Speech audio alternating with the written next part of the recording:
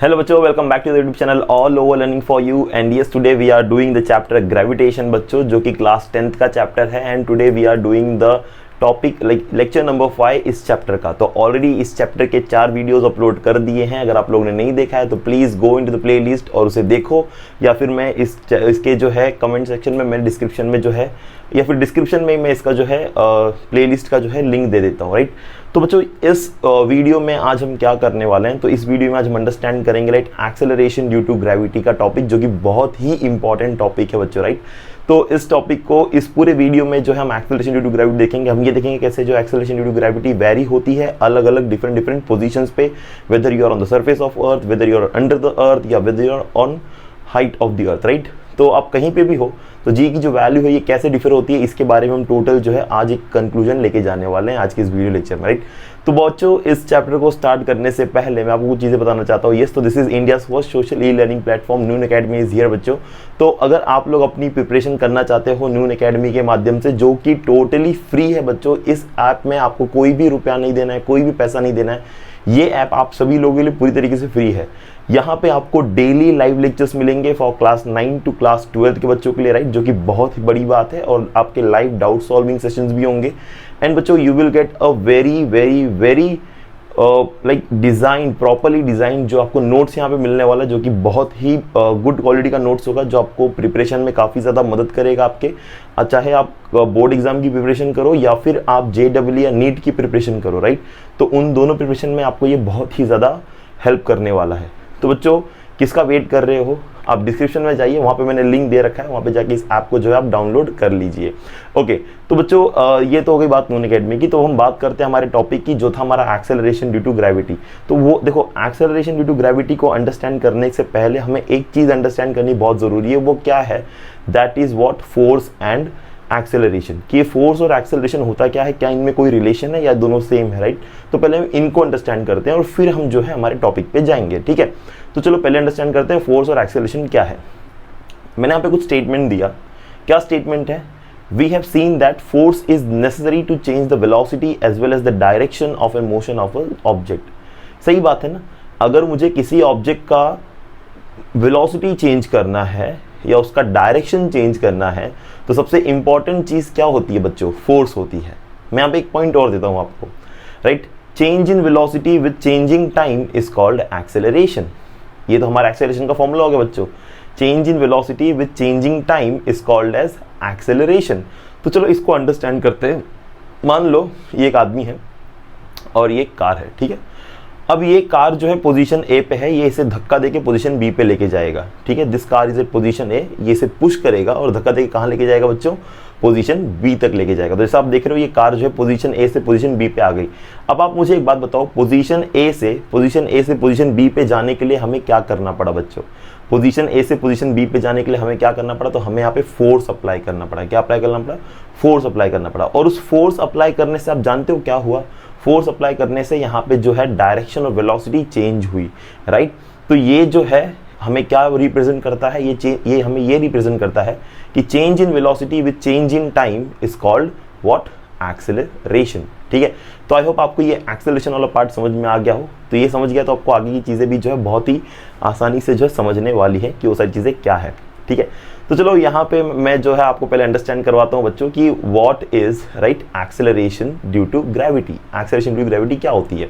जैसे मैंने आपको अभी बताया कि किसी भी ऑब्जेक्ट की वेलोसिटी चेंज करने के लिए हमें फोर्स देना ज़रूरी है, और जब उसका वेलोसिटी चेंज हो उसी को हम क्या बोलते हैं? एक्सेलरेशन बोलते हैं। तो change in velocity with change in time is called acceleration.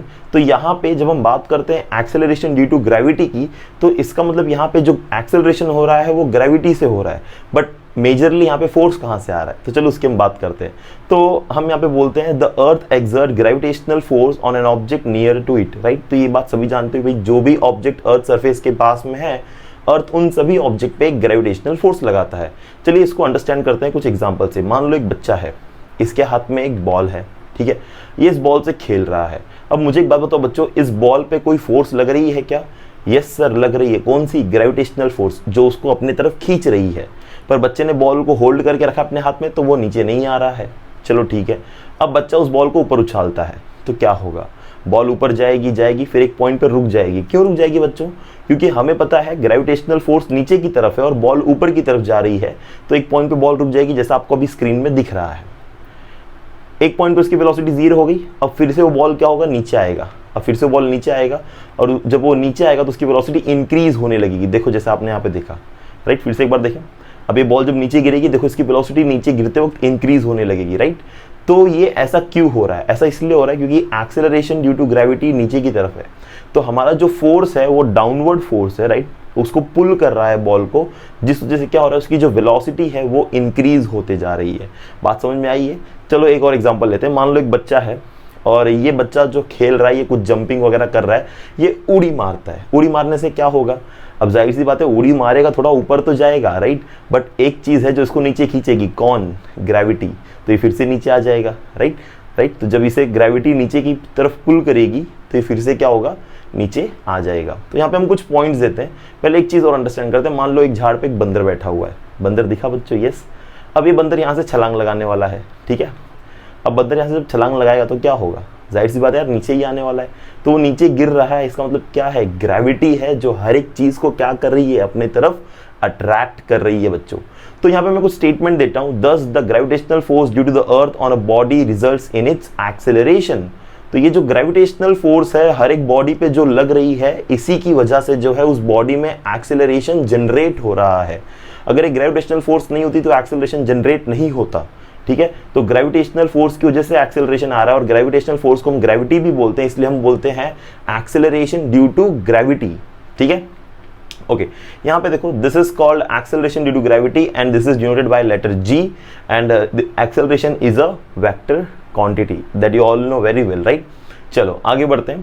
तो सपोज मैंने लाइक अभी कुछ हम टॉपिक अंडरस्टैंड कर रहे हैं, बट मैं आपको कुछ और चीज़ बताना चाहता हूँ। जैसे फॉर एग्जाम्पल मान लो ये एक अर्थ है। वाह सर, कितना ब्यूटीफुल अर्थ है। अरे हमारा ही अर्थ है, आपका भी अर्थ है। इस अर्थ पे मैं कंसिडर करता हूँ भाई एक एप्पल ट्री, ठीक है। तो कुछ इस तरीके से, और इस एप्पल ट्री में हम कंसिडर करते हैं एक एप्पल, ठीक है। तो एक नहीं, बहुत सारा एप्पल है, तो हम एक एप्पल कंसिडर करते हैं। अब बच्चों मुझे एक बात बताओ, अगर ये एप्पल गिरेगा तो क्या होगा? जाहिर सी बात है ये एप्पल वर्टिकली डाउनवर्ड फॉल होगा कुछ इस तरीके से। तो मैंने इस एप्पल की बात की। अब देखो ये एप्पल गिरता है, कैसे गिरा? Vertically downward. इसका मतलब क्या हो रहा है कि अर्थ हर एक ऑब्जेक्ट को अपने सेंटर की तरफ अट्रैक्ट कर रहा है। मान लो अगर ये एप्पल ट्री कुछ यहाँ होता, ठीक है, और इसमें वही एप्पल लगा होता, और ये एप्पल अब नीचे गिरता, ठीक है, तो क्या होता? क्या ये एप्पल ऐसे नीचे गिरता जैसे मैंने शो किया है, vertically downward? The answer is wrong. ये एप्पल कभी भी ऐसे नीचे नहीं गिरेगा। फिर से देखो मैंने क्या कहा, ये एप्पल ऐसे नीचे गिरेगा? No, this will never fall like this. तो सर ये कैसे गिरेगा? बच्चों ये एप्पल ऐसे अगर आपने नीचे गिरा दिया तो ये रॉन्ग है। ये एप्पल गिरेगा towards the centre. Now see कैसे फॉल हुआ ये, राइट। जस्ट सी कैसे फॉल हो रहा है, टूवर्ड्स द सेंटर। तो ये एप्पल जो है कहाँ गिरने वाला है? टूवर्ड्स द सेंटर गिरने वाला है। क्यों टूवर्ड्स द सेंटर गिरने वाला है बच्चों? क्योंकि जो हमारा ग्रेविटेशनल फोर्स है वो टूवर्ड्स द सेंटर है, इसलिए ये एप्पल कहाँ गिरेगा? Towards the centre, right. तो कुछ स्टेटमेंट पढ़ लेते हैं यहाँ पे। So as the gravitational force on any object due to the earth is directed towards the centre of the earth, therefore all object is attracted towards the center of the earth, right? So the direction of the acceleration due to gravity is also directed towards the center of the earth, that is vertically downward. तो gravitational force नीचे की तरफ है, centre of अर्थ की तरफ है, इसके लिए हमारा एक्सेलरेशन ड्यू टू ग्रेविटी जो होता है ना, वो भी कहाँ पे होता है? Towards the centre of earth ही होता है। आई बात समझ में आ रही है? हम अभी ग्रेविटी पे आ रहे हैं धीरे धीरे, राइट। चलो, तो अभी आप अगर इतनी बात समझ गए हो ग्रेविटी क्या होती है, कैसे होती है, तो अभी कुछ टर्म को अंडरस्टैंड करते हैं, राइट। तो सबसे पहले हम बात करते हैं value of g on the surface of earth. मतलब ये जी क्या है? मेरा एक्सेलरेशन ड्यू टू ग्रेविटी, जो मैंने आपको अभी बताया। तो ये जो वैल्यू ऑफ जी है वो सरफेस ऑफ अर्थ पे कितनी है, तो ये हमको भाई डिराइव करना पड़ेगा, फाइंड आउट करना पड़ेगा कितना होता है। तो चलो फाइंड आउट करते हैं। अभी मैंने ये फॉर्मूला लिखा है, आई होप आपको ये सभी को फॉर्मूला याद हो, right. This is Newton's universal law of gravitation का फॉर्मूला है, जो कि मैंने कई बार पढ़ा दिया है, राइट। तो F equals to ji m1 m2 by are square, right. Okay, इसमें कौन से टर्म क्या है? आई नो आपको सबको पता है। ओके, तो मैं बोलता हूँ F is directly proportional to what? Mass into acceleration. ये तो आप सभी लोग जानते हो, F क्या है? डायरेक्टली प्रोपोर्शनल है मास इनटू एक्सेलरेशन से। अच्छा, अब इसको मैंने बोला इक्वेशन नंबर 2। तो देखो मैंने दो इक्वेशन दिए, एक F equals to ji m1 m2 by are square, और दूसरा दिया F equals to m into a. इन दोनों को मैंने इक्वेशन 1 और 2 मान लिया, ठीक है। हम क्या कर रहे हैं? हम acceleration due to gravity G की वैल्यू को फाइंड आउट करने की कोशिश कर रहे हैं, ठीक है। तो ये हमारा कुछ अर्थ है, अर्थ का कुछ सेंटर है, राइट। और उस अर्थ के ऊपर मान लो मैंने बोला ये अर्थ है जिसका मास हमने कैपिटल M ले लिया, ठीक है। इस अर्थ के ऊपर एक एप्पल है, उस एप्पल का मास हमने स्मॉल m ले लिया या फिर M1 ले लिया, जैसे भी आप अंडरस्टैंड करो, ठीक है।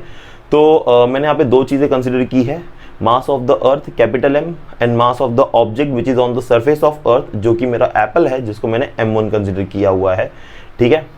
तो बच्चों अब देखो क्या होगा, अब मुझे पता है ये एप्पल और अर्थ के सेंटर के बीच में जो डिस्टेंस है वो रेडियस ऑफ अर्थ का, जिसको हम किससे डिफाइन करेंगे बच्चों, कैपिटल R से, ठीक है। चलो मैं कुछ टर्मिनोलॉजी को लिखता हूं। तो मैं क्या करता हूं, सब्स्टिट्यूटिंग इक्वेशन 2 इन इक्वेशन 1। अब इक्वेशन 2 क्या है मेरा, F equals to M into A, right. तो उसको मैं 1 में पुट करता हूं। तो मैं फर्स्ट वाली इक्वेशन में F की जगह पे M इंटू A पुट करूंगा। और सिंस आई नो दैट कि माई A इज व्हाट, एक्सेलरेशन, मेरा A क्या है बच्चों, एक्सेलरेशन है। बट अभी इस समय प्रेजेंट टाइम पे एक्सेलरेशन कौन दे रहा है, ग्रेविटी दे रहा है। तो मैं A को G से रिप्रेजेंट करूंगा, मैं A को क्या करूंगा, G से रिप्रेजेंट करेंगे, ठीक है। चलिए तो मेरा फॉर्मूला कुछ ऐसा हो जाएगा, mg equals to G, m is the mass of the earth, small m is the mass of the apple divided by r square where r is the radius of the earth, right। तो यहाँ पे बच्चों मैंने क्या किया, ऊपर वाले equation में f equals to ji m1 m2 by r square में मैंने क्या किया, जो f की वैल्यू है m इंटू a वो पुट कर दी, खाली a की जगह पे मैंने g लिख दिया, दैट्स इट। अब यहाँ पे क्या होगा, LHS और RHS में जो चीज़ कॉमन है वो कैंसिल हो जाएगी, जैसे कि m और m कैंसिल हो जाएगा, बचेगा क्या हमारे पास, यस, तो हमारे पास बचेगा g equals to small g equals to g m by r square, right. तो बच्चों ये मुझे क्या मिल गया, ये मुझे मिल गया हमारा एक्सेलरेशन ड्यू टू ग्रेविटी का फॉर्मूला, राइट, जिसको मैं बोलूंगा इक्वेशन नंबर 3। बात समझ में आई, जिसको मैं क्या बोल रहा हूँ, इक्वेशन नंबर 3। चलिए कुछ आगे इसमें टर्म करते हैं। अब देखो मैंने बोला ये जो इक्वेशन नंबर 3 है ये हमें वैल्यू किसकी देती है, एक्सेलरेशन ड्यू टू ग्रेविटी की वैल्यू देती है। ये इक्वेशन नंबर 3 हमें किसकी वैल्यू देती है, एक्सेलरेशन ड्यू टू ग्रेविटी की वैल्यू देती है। तो जिसकी वैल्यू कितनी होती है, 9.77 मीटर पर सेकेंड स्क्वायर, ओके। तो अभी इसको कैलकुलेट किया गया है by substituting the capital G value, capital M value and the radius of the earth value, right. इन सबको पुट करके इसे हमने जो है सॉल्व किया, जिसका आंसर आया 9.77 अप्रोक्सीमेट आता है, ठीक है। तो यहाँ पे मैं कुछ स्टेटमेंट भी दे रहा हूँ, this acceleration depend only on the mass M and the radius R of the अर्थ। तो जैसा कि आप फॉर्मूले में देख सकते हो इक्वेशन नंबर 3 में वहां पे स्मॉल m है ही नहीं, इसका मतलब मेरा एक्सेलरेशन ड्यू टू ग्रेविटी जो है वो मास ऑफ द ऑब्जेक्ट पे डिपेंड ही नहीं करता है, वो सिर्फ और सिर्फ किस पे डिपेंड करेगा, मास ऑफ द अर्थ पे and the radius of earth पे, और जो मेरा एक्सेलरेशन मतलब जो ग्रेविटेशनल कांस्टेंट है G बस उसके ऊपर। बाकी यहाँ पे जो एक्सेलरेशन ड्यू टू ग्रेविटी है वो ऑब्जेक्ट के मास पे बिल्कुल भी डिपेंड नहीं करेगा, राइट। तो उसी के बारे में मैंने यहाँ पे लिखा है, right, it does not depend on the even it does not depend on the position of the object, ठीक है। हर किसी के लिए जो है वो सेम होगा। मैं अगर 10 माले की बिल्डिंग पे खड़ा हूँ, कोई मेरा फ्रेंड है जो 50 माले की बिल्डिंग पे खड़ा है, तो उस पर भी एक्सेलरेशन ड्यू ग्रेविटी जो है 9.8 लगने वाली है, और मुझ पे भी जो एक्सेलरेशन ड्यू ग्रेविटी लगेगी वो भी कितनी लगेगी, 9.8 ही लगेगी बच्चों, ठीक है, ओके। तो ये बात समझ में आ गई आप सभी को। तो ये हमने यहाँ पे क्या कैलकुलेट किया, हमने यहाँ पे जो है एक्सेलरेशन ड्यू टू ग्रेविटी का फॉर्मूला डिराइव किया है, ठीक है। अब थोड़ा आगे बढ़ते हैं। अब हमारा मेन टॉपिक आता है क्या, variation in the value of G, मतलब ये जो मेरा एक्सेलरेशन ड्यू टू ग्रेविटी है इसमें वेरिएशंस कहाँ पे आते हैं। तो देखो इसको बहुत ही सिंपल है ये। सबसे पहला वेरिएशन आता है हमारा change along the surface of earth, right. कैसे होता है चलो देखते हैं इसको। मान लो ये मेरा अर्थ है और आप देख रहे हो अर्थ क्या हो रहा है बच्चों, घूम रहा है, रिवॉल्व हो रहा है, रोटेशन परफॉर्म कर रहा है, राइट। अपने खुद की एक्सिस पे क्या हो रहा है, वो रोटेट हो रहा है। इसके रोटेशन से क्या हुआ कि ये जो अर्थ है ना ये थोड़ा सा बल्गी हो गया, राइट, फ्लैटर हो गया, कुछ ऐसे। Because of the continuous rotation ये क्या हो गया, थोड़ा सा ऐसे फ्लैटर हो गया। तो इस वजह से इसका जो रेडियस है वो थोड़ा सा चेंज हो गया है, राइट। मतलब क्या, जैसे इसका एक रेडियस जो हमारा अलोंग द हॉरिजॉन्टल, मतलब मेरा जो हॉरिजॉन्टली है जिसको हम बोलेंगे अलोंग द इक्वेटर, जो कि कितना है बच्चों, ये जो है हमारा 6378 kilometre, right, which is along the equator. और दूसरा जो मेरा रेडियस है, right, along the polar regions, वो कितना है, तो वो है हमारा ये 6357 किलोमीटर। तो आप यहाँ पे देख सकते हो कि यहाँ पे जो है कुछ किलोमीटर्स की डिफरेंस है, राइट, लगभग 20 किलोमीटर के आसपास का डिफरेंस है इनके बीच में, राइट। तो ये जो डिफरेंस इनके बीच में जनरेट हुआ है ये क्यों हुआ है, ये मैंने आपको भी बताया, because of the rotation of the अर्थ। खुद के ही एक्सिस पे जो अर्थ रोटेट करता है ना, इस वजह से ये जो है वेरिएशंस आते हैं, ओके तो हमारा अर्थ जो है पूरी तरीके से सिमेट्रिकली नहीं है, मतलब उसका रेडियस हर जगह से सेम नहीं है, बट हम न्यूमेरिकल करते वक्त ये वैल्यूज भी नहीं लेते हैं। हम नॉर्मली 6.4 जो है लाइक 6400 किलोमीटर लेके उसको सॉल्व कर लेते हैं, ठीक है। बट ठीक है, अभी आपको मैं एग्जैक्ट वैल्यू बता रहा हूँ, ये जो है right along the equator and along the pole. तो क्या होता है, because of the change in the this radius of the earth, जो हमारी एक्सेलरेशन ड्यू टू ग्रेविटी है वो भी चेंज हो जाती है। जैसे कि अभी आप देखोगे, मैं अगर इक्वेटर से पोल की तरफ जाऊंगा, जैसे मैंने ये पूरा पोर्शन मार्क किया, मैंने इक्वेटर से अगर मैं पोल की तरफ जाऊंगा तो क्या होगा, मेरी जो वैल्यूज है वो चेंज होगी। बच्चों हमारी जो वैल्यूज पोलर रीजन पे होगी वो कितनी होगी, 9.832 मीटर पर सेकेंड स्क्वायर। तो जी की जो वैल्यू है at the polar region is how much, 9.832 metre पर सेकेंड स्क्वायर। बट यही वैल्यू हमारी इक्वेटोरियल रीजन पे कितनी है, 9.78 मीटर पर सेकेंड स्क्वायर। मतलब आप यहाँ पे देख सकते हो कि यहाँ पे जो जी की वैल्यू है there is a minor difference in the value of ji, right. और एक तरीके से देखा जाए तो ऑलमोस्ट 0.07 का कुछ ऐसा डिफरेंस आपको यहाँ पे देखने को मिलेगा, ठीक है। ओके तो there is a difference in the acceleration due to gravity. तो अगर कोई क्वेश्चन पूछे आपको कि acceleration due to gravity maximum कहाँ पे होगी, तो आपका आंसर क्या होगा, तो you will say that acceleration due to gravity is maximum at the polar region and yes it is minimum at the equatorial region. Yes okay तो ये हो गया मेरा variation in the value of ji. So when you are moving along the equatorial region to polar region, तो आपकी जो जी की value है वो इंक्रीज होते जाएगी, राइट, वो इंक्रीज होते जाएगी। बात समझ में आ रही है। तो आगे बढ़ते हैं नेक्स्ट टॉपिक पे, राइट, जो कि है मेरा yes again variation in the value of g, but topic दूसरा होगा अभी। क्या है ये, चेंज विथ हाइट।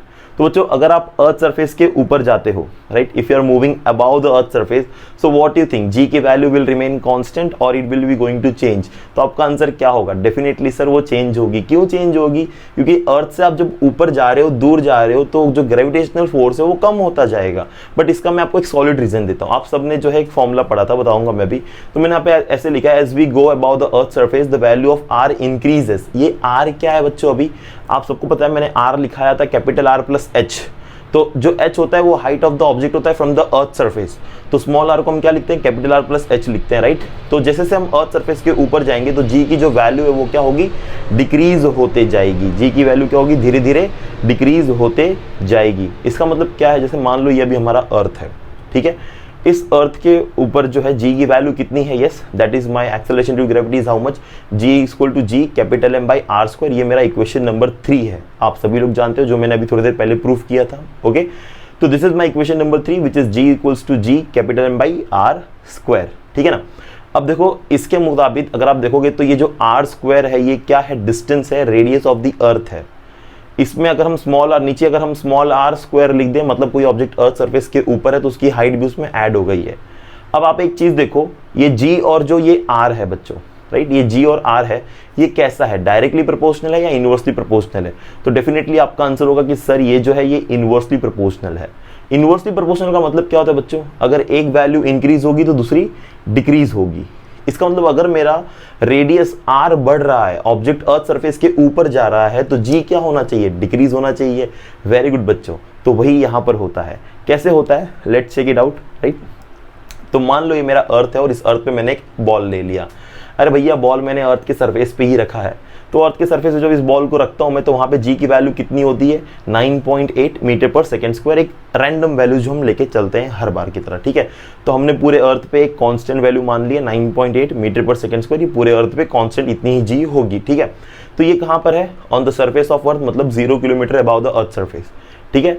अच्छा मैं अगर बात करूँ माउंट एवरेस्ट की, अब माउंट एवरेस्ट आप सब लोग जानते हो भाई, माउंट एवरेस्ट पे जब आप जाओगे तो वहां पे जी की वैल्यू कितनी होगी, अगेन 9.8 ही होगी।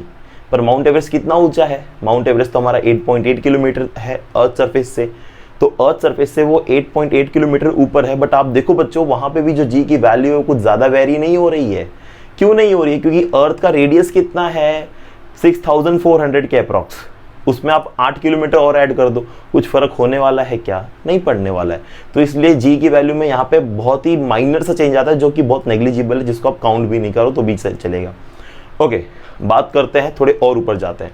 तो बच्चों जो ये मैन मेड बलून है, हॉट एयर बलून, इसकी मैक्सिमम हाइट कितनी जाती है आप सबको पता है, 36 किलोमीटर लगभग, राइट। तो वहाँ पे जो जी की वैल्यू है वो कितनी होती है, 9.77 मीटर पर सेकेंड स्क्वायर। आप देखो बच्चों यहाँ पे आपकी जो जी की वैल्यू है वो 0.03 से डिक्रीज हुई है बस, और कितने हाइट पे, 36.6 किलोमीटर्स पे। That means you are at the height of 36, almost 37 kilometre earth surface से, और वहाँ पे जो जी की वैल्यू है वो कितनी है, 9.77 मीटर पर सेकेंड स्क्वायर, राइट, जो कि बहुत ही कम डिक्रीज हुआ है। चलो ठीक है, थोड़ा और ऊपर जाते हैं। अब हम बात करते हैं यहाँ पे जो वेदर सैटेलाइट से जो हम लोग लॉन्च करते हैं। आपको मैं जब चैप्टर पढ़ाऊंगा स्पेस मिशन, तो वहाँ पे मैं बताऊंगा कि अर्थ के ऊपर बहुत सारे ऑर्बिट्स हैं, like low earth orbit, medium earth orbit, high earth orbit, जिसमें सैटेलाइट्स को लॉन्च करते हैं। तो ये जो वेदर सैटेलाइट्स होते हैं ना, ये लो अर्थ ऑर्बिट में लॉन्च होते हैं, ठीक है, जिनका अप्रॉक्सीमेट रेंज 100 किलोमीटर से लेकर 2000 किलोमीटर के रेंज में होता है। फिलहाल ये सैटेलाइट हमने लॉन्च किया है 400 किलोमीटर पे फ्रॉम द अर्थ सरफेस। तो यहाँ पे जी की वैल्यू कितनी है, यस, सो इट्स 8.7 मीटर पर सेकेंड स्क्वायर। तो यहाँ पे थोड़ा सा वैल्यू जो है आई थिंक 1 से जो है डिक्रीज हो गया है हमारा, राइट, सक्सेसफुली। तो आप देखोगे तो यहाँ पे हम जो है 400 किलोमीटर अर्थ सरफेस के ऊपर आ गए, और जी की वैल्यू कितनी है बच्चों, 8.7 मीटर पर सेकेंड स्क्वायर। मतलब बहुत ज़्यादा ही चेंज नहीं हुआ है अभी तक, थोड़ा और ऊपर जाते हैं, थोड़ा और ज़्यादा, राइट। तो हम बात करते हैं हमारे कम्युनिकेशन सैटेलाइट्स की। सर कितनी ऊपर है ये बच्चों, ये लगभग 35,000 किलोमीटर ऊपर है अर्थ सरफेस से, जो कि अर्थ के रेडियस से भी बहुत ज़्यादा है। Let's check what is the value of g here. तो जो यहाँ पे जो जी की वैल्यू होती है ना, वो है 0.225 मीटर पर second square. Now see the value of G, कितनी ज़्यादा डिक्रीज हो गई है at the height of 35,700 kilometre above the earth surface, my dear बच्चा लोग। तो आप यहाँ पे नोटिस कर सकते हो कि जी की वैल्यू में कितना ज़्यादा वेरिएशंस आ गया है, राइट। तो जस्ट आप इसे नोट डाउन करो कि आप अर्थ सरफेस से ऊपर ऊपर जा रहे हो, जी की value will go on decreasing and decreasing. बच्चों what about if you go at infinity, मतलब आप अर्थ सरफेस से बहुत दूर चले जाओ, तो you can assume the g value has to be 0, right, क्योंकि वहां पे इतनी दूर चले जाओगे तो वहां पे अर्थ के ग्रेविटेशनल फोर्स का तो कोई असर ही नहीं होगा ना। तो आप जी की वैल्यू को नेग्लिजिबल मान सकते हो उस इन्फिनिटी पॉइंट पे, ठीक है। बात समझ में आ रही है मैं जो भी कुछ बोल रहा हूँ, okay, yeah. So this is all about the variation in the g, like change with the height, right. तो पहले हमने किया था ऑन द अर्थ सरफेस, ये भी हाइट पे किया है, अब आते हैं डेप्थ पे, ठीक है। तो now we will see the variation in the value of ji, right. कहाँ पे बच्चों देखेंगे, डेप्थ पे। तो ये हमारा अर्थ है और हम देखने वाले हैं change with the depth, right. तो हमारी जी की वैल्यू डेप्थ के साथ कैसे कैसे जो है चेंजेस होती है। कुछ पॉइंट लिखता हूँ मैं आपके सामने। So we will see the change with the depth, कि हमारी जो एक्सेलरेशन ड्यू टू ग्रेविटी है वो डेप्थ के साथ कैसे चेंजेस होगी, राइट। तो मैंने यहाँ पे कुछ स्टेटमेंट दिया है आपको। The value of g also changes if we go inside the earth, अगर हम अर्थ के अंदर जाएंगे तो वैल्यू ऑफ जी फिर से चेंज होगी। तो मैंने आपको जो इक्वेशन नंबर 3 दिया था, मैंने आप इक्वेशन 5 लिख दिया, उसको छोड़ो, इक्वेशन 3 है हमें, जो भी मैं थोड़ी देर पहले लिखा था, small g is equal to g capital M by are square, आपको याद होगा, राइट। सो उसके बारे में अगर आप सोचोगे तो देखो मैंने बोला कि आप अर्थ सरफेस के अंदर जा रहे हो, तो फॉर्मूला क्या था हमारा जी का, अगर आपको याद है तो, राइट। यहाँ पे मैंने कुछ स्टेटमेंट दिया है, मैं इसके साथ उसको भी कंपेयर करूंगा, पहले फॉर्मूले को देख लो, फॉर्मूला क्या है। तो G is equal to capital G capital M by are square. बच्चों मुझे एक बात बताओ, अगर आप अर्थ सरफेस के अंदर जाओगे तो ये जो आर है ये क्या होगा, इंक्रीज होगा या डिक्रीज होगा? तो डेफिनेटली आपका आंसर होने वाला है कि बच्चों ये डिक्रीज होगा, ये इंक्रीज नहीं होगा। So your value of r will go on decreasing when you enter inside the earth surface. तो आपकी जो आर है वो क्या होगी, डिक्रीज होगी। तो देखो एक क्वेश्चन आपके माइंड में आएगा, जो मैंने ये येलो कलर में लिखा उसको थोड़ा पढ़ो, देखो क्या लिखा है। The value of g also changes if we go inside the earth, that is true. The value of r in the equation 3, जो मैंने अभी ये इक्वेशन 3 लिखा हुआ है, right, decreases and one would think that the value of g should increase as per the formula. तो formula क्या कहता है कि आर और जी जो है दोनों इनवर्सली प्रोपोर्शनल है। अगर मेरा आर डिक्रीज होगा तो जी इंक्रीज होगी, इनवर्सली प्रोपोर्शनल, तो यही कहता है हमारा, और इस फॉर्मूले के तहत ऐसा ही होना चाहिए। अरे रुक जाओ बच्चों, ऐसा नहीं होता है, don't ever think like this, okay, नहीं तो आपका जो आंसर है वो गलत हो जाएगा। बोलोगे सर फिर तो ये खिलाफ हो गया, हमने तो पढ़ा है कि इनवर्स रिलेशन फॉलो होता है, यहाँ पे तो इनवर्स रिलेशन ही नहीं फॉलो हो रहा है, तो फिर यहाँ पे क्या हो रहा है? बच्चों यहाँ पे एग्जैक्टली जब आप अर्थ सरफेस के अंदर जाते हो तो आपका आर डिक्रीज होता है, बट साथ ही साथ में आपका मास भी डिक्रीज होता है। कैसे सर? देखो मान लो ये आप अर्थ के सरफेस पे खड़े हो, ठीक है, तो ये जो है हमारा अर्थ के सरफेस पे खड़ा है, राइट, बंदूक लेके। कौन जी की वैल्यू डिक्रीज करता है, चलो देखते हैं। चलो देखते हैं। तो जी की value is 9.8 on the surface of अर्थ, जो कि मैंने बोला लगभग 6400 किलोमीटर अर्थ सरफेस पे हूँ मैं, राइट, सेंटर से। अब जब मैं अर्थ सरफेस से नीचे आऊँगा, थोड़ा सा मैं अर्थ सरफेस से थोड़ा नीचे आता हूँ, देखो कितना नीचे आ गया, मान लो मैं 1000 किलोमीटर नीचे आ गया, ठीक है, कुछ ऐसे। तो मैं अर्थ सरफेस से 1000 किलोमीटर नीचे आ गया। अब देखो बच्चों कितना आ गया, 5400 किलोमीटर, मतलब पहले मैं था 6400, अब मैं आ गया 5400, मैं 1000 किलोमीटर नीचे आ गया। अब आप देखो 1000 किलोमीटर नीचे आने पे मेरी जी की वैल्यू जो है 9.8 से 9.79 मीटर पर सेकंड हो गई, मतलब जी की वैल्यू डिक्रीज हो रही है, जी की वैल्यू डिक्रीज हो रही है। तो सर इसका मतलब ये है कि मैं जितना अंदर जाऊंगा उतनी जी की वैल्यू डिक्रीज होगी। डेफिनेटली आप इस पिक्चर में क्या देख पाते हो, जैसे ही मैं अर्थ सरफेस से नीचे आया तो मेरे लिए जो मैं जहां पे खड़ा हूं अभी, मैं मतलब अर्थ के नीचे जाके मैं जहां पे खड़ा हूं, पिक्चर में देख पा रहे हो, तो वहां पे देखो मेरे लिए अर्थ से उतना छोटा हो गया, मेरे लिए जो अर्थ है वो उतना छोटा होगा। पहले अर्थ मेरे लिए होल था, उसमें से जो अभी येलो वाला पार्ट है उसको एक्सक्लूड कर दो, निकाल दो, अब जो पूरा ब्लू वाला पार्ट बचा मेरे लिए अर्थ सिर्फ उतना ही है। तो बच्चों मेरे लिए फिर अर्थ का मास छोटा हो गया। तो सर इसका मतलब ये है कि अगर हम सेंटर पे चले जाएं तो हमारे लिए जी जीरो हो जाएगी। बहुत सही सोचा बच्चों आपने, जब आप सेंटर पे चले जाओगे तो आपके लिए तो मास ही नहीं बचा अर्थ का, तो वहाँ पे जी क्या हो जाएगी आपके लिए, जीरो हो जाएगी। That's very great my dear बच्चा लोग।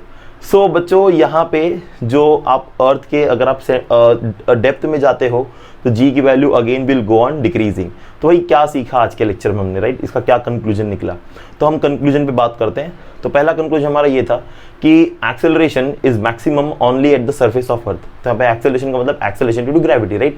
तो मेरी एक्सेलरेशन ड्यू टू ग्रेविटी जो है वो मैक्सिमम है कहाँ पे, सिर्फ सरफेस ऑफ अर्थ पे, जो कि कितनी है 9.8। Acceleration due to gravity decreases with as we go above the earth और inside the earth। तो अगर मैं अर्थ सरफेस के ऊपर जाऊं या अर्थ सरफेस के नीचे जाऊं, जी की वैल्यू क्या होने वाली है, डिक्रीज ही होने वाली है, ठीक है। तो अर्थ सरफेस के ऊपर इन्फिनिटी पे जी जीरो हो जाएगी और अर्थ सरफेस के नीचे मतलब at the centre of the earth जो है मेरी जी की वैल्यू जीरो हो जाएगी। सो आई होप बच्चों आपको ये वीडियो काफ़ी पसंद आया हो। अगर आपको पसंद आया तो प्लीज़ लाइक शेयर सब्सक्राइब जरूर करना, अपने फ्रेंड्स के साथ शेयर करना एंड उनको बताना भाई आप फिजिक्स कितने अच्छे तरीके से जो अंडरस्टैंड कर रहे हो। थैंक यू वेरी मच, मिलते हैं नेक्स्ट क्लास में। लव यू ऑल बच्चा लोग, टेक केयर।